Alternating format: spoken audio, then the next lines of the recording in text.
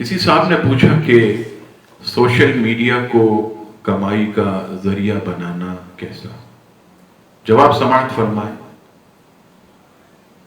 Social media پر اگر جائز کام کر کے اگر کوئی اس کو کمائی کا ذریعہ بناتا ہے تو اس میں شرعاً کوئی حرج نہیں، لیکن اگر وہ جعلی کمپنیز بنا کر دوسروں کو دھوکہ دے کر بیہودہ لڑکیوں کی تصاویر بنا کر اگر وہ اس طرح پیسے کماتا ہے تو یہ ناجائز ہے، یہ منع ہے۔